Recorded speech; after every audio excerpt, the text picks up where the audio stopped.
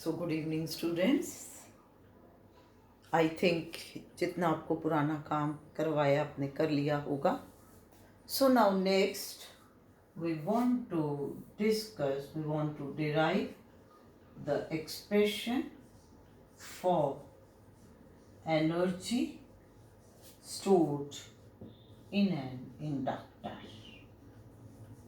बेटा, जब हम ये लिखते हैं कि magnetic flux linked with the coil is changing, ठीक है, it is growing, so in that very case energy is stored inside the inductor. कैसे?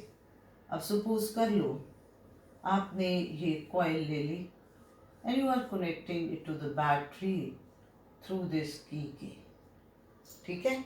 अब जैसे ही आपने इसमें प्लग इंसर्ट किया तो नेचुरली यहाँ से करंट आई फ्लो करना शुरू हुआ, बट इसमें क्या है, करंट ग्रो कर रहा है, अभी कांस्टेंट नहीं है, किसी मोमेंट पे आई करंट है। तो now induced EMF developed during growth of current, during growth of current जो वेरी कर रहा है। तो that will be E, which is minus L into di by dt। तो यहाँ पर ये E induced EMF हो गई। और उसके बाद हमने ये भी कहा था कि this induced EMF opposes the cause, that means it will oppose the growth of the current। पर बेटा हम इसमें क्या कह रहे हैं कि भाई करंट जो है उसकी स्टेडी वैल्यू होगी। देखो स्टार्टिंग में जैसे ही मैंने प्लग इंसर्ट किया करंट 0 है, अब धीरे धीरे इसने बढ़ना शुरू किया, एक ऐसा टाइम आ जाएगा when steady current is flowing through it, steady current will be the maximum value of the current. ठीक होगी बात। और अब जैसे ही करंट ने ग्रो करना शुरू किया, इंड्यूस्ड ईएमएफ डेवलप हुई विच अपोजेस द ग्रोथ। तो इसका मतलब हम क्या कहेंगे, इसका मीनिंग ये हो गया, हम ये कहेंगे क्या बेटा कि certain amount of work is required to maintain constant maximum current flow in the circuit, maximum current flow in the circuit। clear हुई बात? and that work will be stored in the form of potential energy। अगर ये दो लाइनें बेटे हमें याद हो ना, फिर सारा आर्टिकल हो जाता है। क्या है वो दो लाइनें कि हम सिंपली ये कह रहे हैं कि certain amount of work is required so as to maintain constant maximum flow of current through this inductor, and this work is stored in the form of potential energy. अब हम वर्क डन की बात देखते हैं। तो इसमें अब आप एक चीज देखो कि हम इसमें पहले ये ले लेंगे small amount of work required, small amount of work required to maintain flow of current I for dt seconds। तो बेटा dw क्या होगा, E I into dt, क्योंकि देखो E इंड्यूस्ड ईएमएफ है, नेगेटिव साइन तो हम इसमें डायरेक्शन बता रहा है, तो मैग्नीट्यूड क्या हो गया E, I करंट है तो E इंटू आई वोल्टेज इंटू करंट क्या बन गया पावर, और dt टाइम है तो ये क्या बन गया एनर्जी, यानी कि dw। अब E means L di by dt into I into dt, तो it will B Li into dt। So total amount of work required, total amount of work required to maintain maximum current flow, that is I naught. I naught मान लो maximum current की steady value है, तो बेटा W कैसे आएगा? By integrating. तो किसे इंटेग्रेट कर रही हैं? LIDI को. इसमें वेरिएबल क्या चीज़ है? I.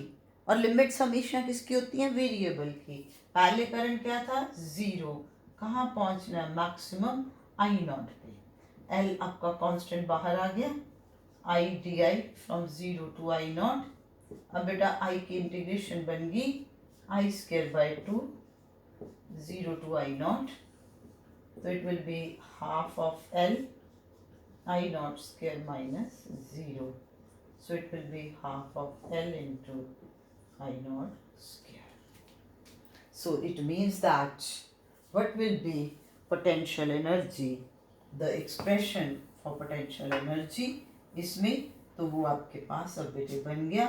Potential energy is half of L I naught square. L इसमें क्या है? Coefficient of self inductance of the coil, and I naught is the current in the circuit, that is the maximum value. और ये जो energy है potential energy, it will be in the form of magnetic energy.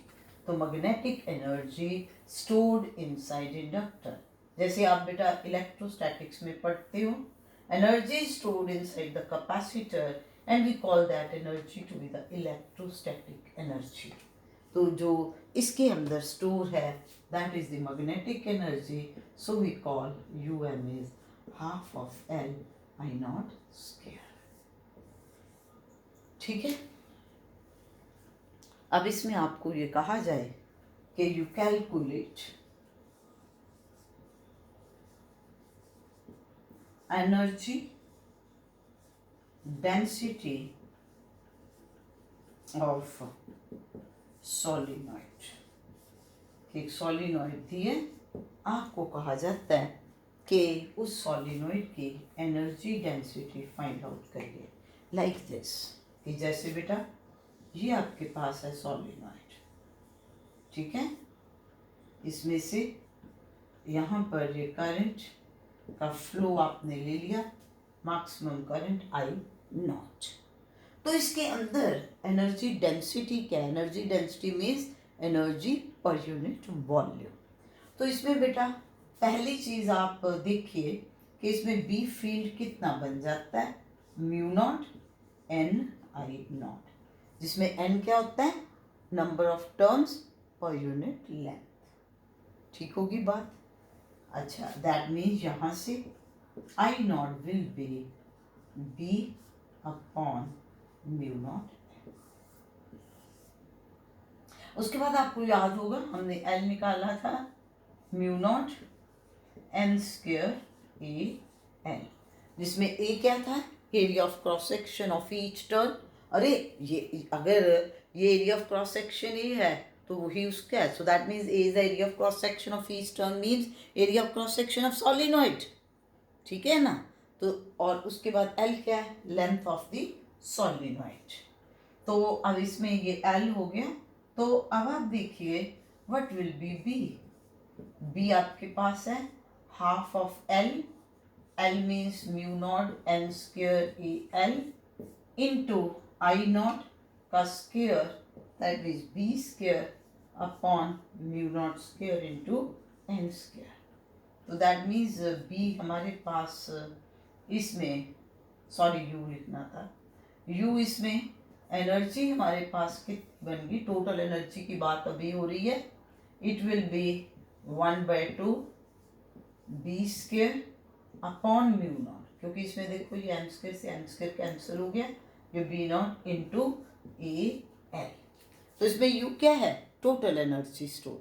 बच्चे total energy store half L I naught square आया. अब मैंने कहा कि I नॉट करंट जब फ्लो कर रहा है तो इसके अंदर यूनिफॉर्म फील्ड कितना सेटअप हो रहा है? B is mu naught and I naught. तो मैंने I नॉट की वैल्यू ले ली. अब अगर इस सोलिनॉइड की L लेंथ है यहाँ से यहाँ तक, और ए इसका ये एरिया ऑफ क्रॉस सेक्शन है, तो फिर सेल्फ इंडक्टेंस की वैल्यू ये आ गई, तो हमने यू की वैल्यू ली। तो अब इसमें energy density means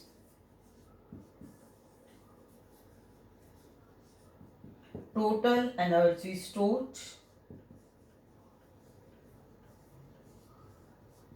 inside solenoid divided by energy per unit volume है, तो डिवाइडेड बाय क्या आ जाएगा, volume of solenoid. So that means what is um? It will become half of b square upon mu naught, क्योंकि a into L is the volume of the solenoid. तो ये आपके पास आ गई energy density.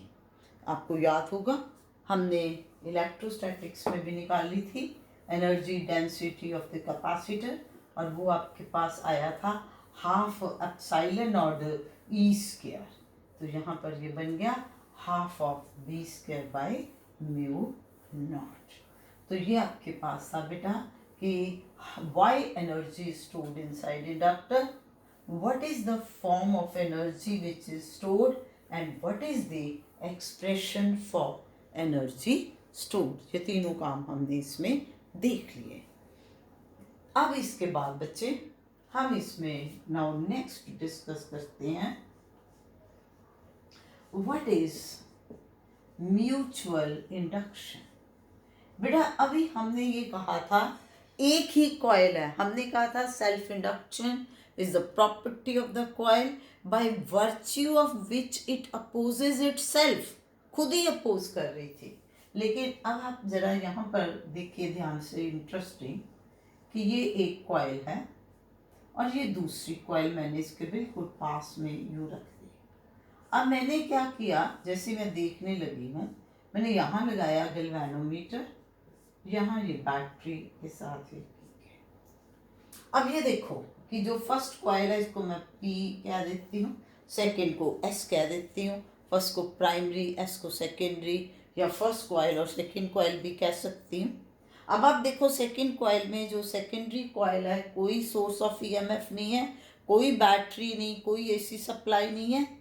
अब क्या देखा कि हमने यहाँ पर प्लग इंसर्ट किया, प्लग यहाँ इंसर्ट किया इसकी के में, और ये गैल्वेनोमीटर डिफ्लेक्शन दे रहा है। अब है ना बात हैरानी की कि भाई इधर तो कोई सोर्स ऑफ EMF ही नहीं था, तो जब कोई सोर्स ऑफ EMF ही नहीं था, प्लग हमने यहाँ इंसर्ट किया, तो फिर इसमें गैल्वेनोमीटर के अंदर डिफ्लेक्शन कहाँ से आ गई। तो इसका मतलब क्या हुआ कि क्या हो रहा था बेटा, जैसे आपने प्लग इंसर्ट किया ग्रोथ ऑफ करंट, ठीक हो गया। उससे क्या हो गया कि मैग्नेटिक फील्ड इनसाइड जो प्रोड्यूस हो रहा है प्राइमरी कॉइल दैट इंक्रीजेस। क्यों? क्योंकि बेटे आपको पता है B is mu naught and I, तो जब I इंक्रीज हो रहा है तो मैग्नेटिक फील्ड की वैल्यू इंक्रीज हुई। अब मैग्नेटिक फील्ड क्या है, मैग्नेटिक लाइंस ऑफ फोर्स। अगर मैग्नेटिक फील्ड इंक्रीज हो रहा है इसका मतलब lines of force passing through the solenoid per unit area will be more. तो अब ये बिल्कुल जब साथ में ये दूसरा है तो इसका मतलब क्या हो जाएगा, magnetic flux linked with secondary coil increases. ठीक हो गया कि करंट इसमें से फ्लो होना शुरू हुआ, ग्रोथ करंट की प्राइमरी में हुई, और जो सेकेंडरी कॉइल है उसमें मैग्नेटिक फ्लक्स इंक्रीज हो गई। जब इंक्रीज हो गई तो उससे क्या हुआ, इंड्यूस्ड EMF इज डेवलप। उस इंड्यूस्ड EMF की वजह से क्या होगा, इंड्यूस्ड करंट विल फ्लो। अच्छा अब अगर आप देखो तो इसमें बताओ इंड्यूस करंट की डायरेक्शन क्या होगी। आप पहले इसमें से करंट की डायरेक्शन देखोगे तो यूं है। अब इंड्यूस करंट ने इस ग्रोथ को अपोज करना है, ये ऐसे आ रहा है, so that means this will be the direction of the induced current which is flowing through the secondary at the time of make. और इस करंट की वजह से इंड्यूस्ड करंट जो है this is passing through the galvanometer, due to which galvanometer will show deflection. तो हमारा ये कुछ जादू नहीं था, दिस वॉज ऑल साइंटिफिकली, और हमने उसको साइंटिफिकली एक्सप्लेन कर दिया. अब उसके बाद क्या होगा, उसके बाद धीरे धीरे, मैंने ये तो नहीं कहा कि करंट ग्रो ही नहीं करा, हमने कहा कि करंट ग्रो कर रहा है और इंड्यूस्ड ईएमएफ उसे अपोज कर रही है. So that means this induced EMF will delay the growth of current. कि अगर रेजिस्टेंस, अगर उसने करंट ने मान लो राइज इमीडिएट हो जाना था, तो अब हो सकता है वो 5 मिलीसेकेंड्स के बाद हो. So growth will be delayed. और जब स्टेडी करंट पास होगा through this primary, galvanometer will show no deflection, कुछ नहीं होगा. अब जब ये प्लग बाहर निकालते हैं, when we take out plug, again galvanometer will show deflection, but now in the opposite direction. अब डिफ्लेक्शन क्यों है? अब डिफ्लेक्शन है कि जैसे ही आपने प्लग निकाला, करंट इसके अंदर जो है वो डिके होना शुरू हो गया, तो मैग्नेटिक फील्ड डिक्रीज हुआ, again magnetic flux will set up, but now there is decrease in magnetic flux. Change क्या हो गई? डिक्रीज में.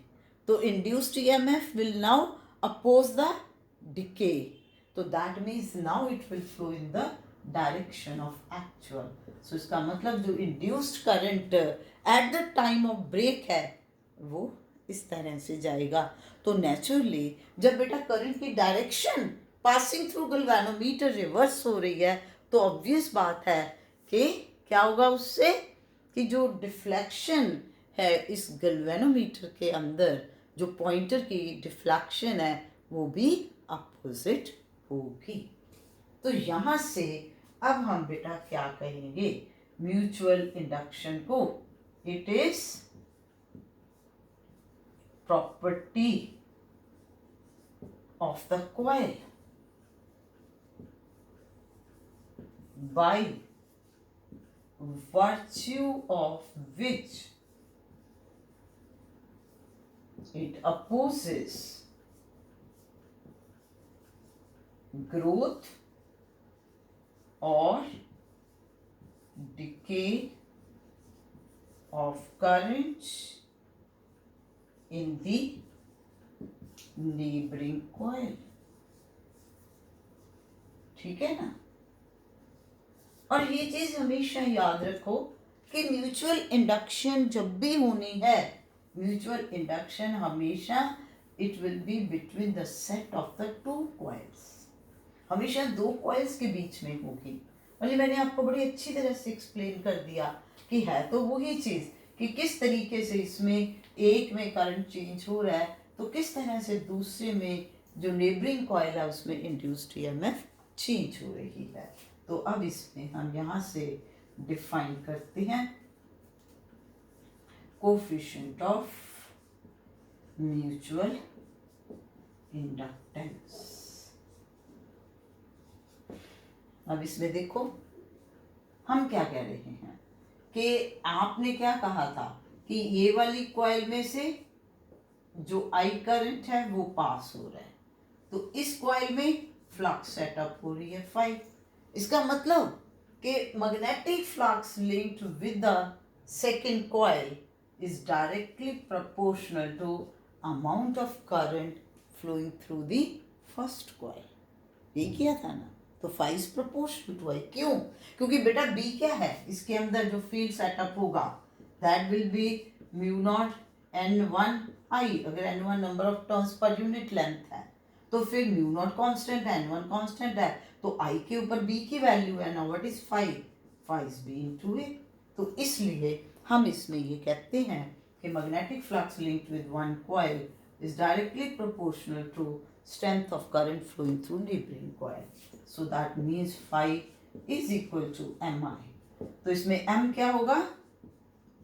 Coefficient of mutual induction. इसको आप कह सकते हो कोफिशिएंट ऑफ म्यूचुअल इंडक्शन या mutual inductance. Now if I is equal to 1, then M is equal to 5. तो इसका मतलब अब आप क्या डिफाइन करोगे? पहली चीज आप कहोगे mutual inductance between two coils. दो कॉइल्स ले रही हो ना, तो इसलिए आप क्या कहोगे? Mutual inductance between two coils is the magnetic flux linked within one coil. When magnetic flux linked within one coil, when unit current is flowing through neighboring coil. तो फर्क जो है L और M में क्लियर हो गया. और अब उसके बाद जैसा कि आप जानते हो E will be minus d phi by dt, और अगर आप इसकी मैग्नीट्यूड लोगे d phi by dt, it will be d by dt of mi, तो it will be m into di by dt. तो इसका मतलब कि अगर आप ले रहे हो कि rate of change of current is 1 unity, then m is equal to E. तो इसमें भी ये क्या बात बनी? M क्या है? म्यूचुअल इंडक्टेंस क्या है? Induced EMF. किस में डेवलप हुआ? इसमें. कब? जब इसमें करंट का चेंज हो रहा है. तो इसलिए आप क्या कह रहे हो? Mutual inductance between two coils is the magnitude of induced EMF developed in one coil when current is varying at the unit rate through the neighboring coil. ठीक होगी बात? तो इस तरीके से आपने इसको एक्सप्लेन करना है. और इसमें यूनिट इसके क्या बनेंगे? It will B Henry. वो हेनरी ही रहेंगे. अब एक चीज बच्चे याद रखना आप इसमें कि जब आप दो कॉइल्स की बात कर रहे हो इसमें, अब ठीक है उन दोनों के बीच में म्यूचुअल इंडक्टेंस तो आ गई M. म्यूचुअल इंडक्टेंस तो M आ गई, लेकिन उसके साथ साथ जो दोनों कॉइल्स हैं उनकी सेल्फ इंडक्टेंस भी होगी. जैसे अब मान लो कि मैं एक कॉइल को यूं रख लिया, दूसरी कॉइल जो है मैं इसके ऊपर ऐसे ले रही, ठीक है ना. अब ये पहली कॉइल ए, इसको प्राइमरी कह दिया, इसको सेकेंडरी कह दिया. इसकी सेल्फ इंडक्टेंस L है, इसकी L2 है, और M जो है वो इनमें म्यूचुअल इंडक्टेंस है. ठीक होगी. अब एक में मैंने ऐसे रखा, ये कॉइल ऐसे है और दूसरी कॉइल ऐसे है. तीसरे में मैंने ऐसे रखा.